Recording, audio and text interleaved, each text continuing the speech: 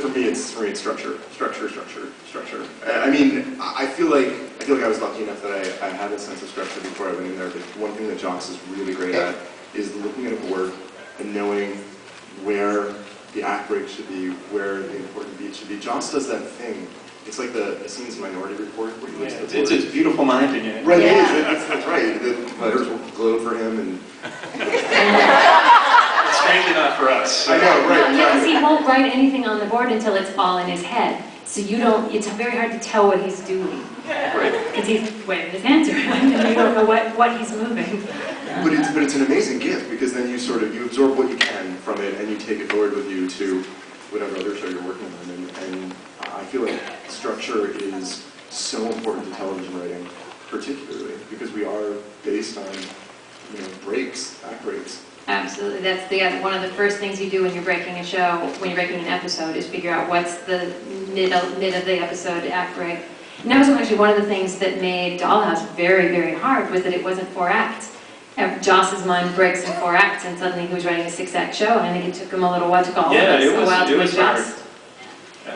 What do? You turn the story 2 more times, then the story gets all thin and twisty, and attenuated and shallow. It's hard to build to things because you've got like 6 pages to do it.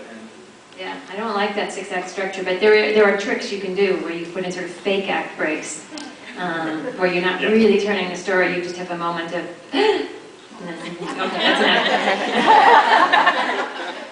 But I am so surprised to hear you say structure, because the thing I always say, and I assumed you'd have the same answer, is the reason to tell the story.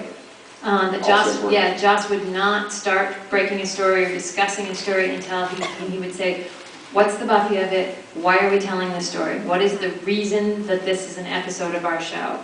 It was not enough that it was cool, or that it was, had a cool concept. It had to have an emotional reason for the characters that this episode had to happen. Because you always have to ask yourself the question, like, what does this mean for the characters? Yeah. I mean, because Tim would always like to say, Tim, I hear when you pitch stuff, that's just a bunch of moves. What does it mean? Yeah, a bunch of moves.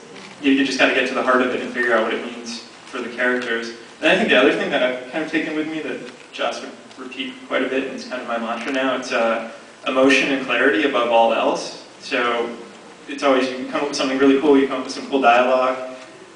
If it's not supporting the emotion or it's unclear what's going on in the scene, you have to lose it. That people talk about killing your babies, that's what they mean, is like cutting away everything that's not pointed right at that reason to tell this story.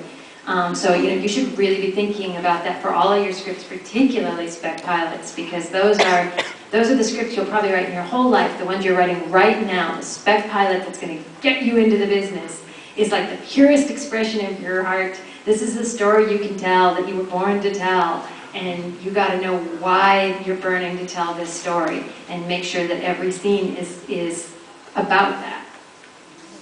And by the way, if you wanted to make it a wild pitch. Don't make it right down the middle. The spec pilot that everyone's going to talk about next season, did you read? Because the spec pilot is going to be a weird one, an interesting one, and something that's so personal to you and your personal background. It's not going to be another cop, another lawyer, another doctor, unless you were a cop, lawyer, or doctor with an amazing personal story. Although that does go back again to what Andrew said too, that weird for weird's sake, we'll never play, but as long as there's an emotional resonance to it and an emotional reason for telling that weird story, that ultimately what you're getting to is something that's relatable and grounded in human emotion.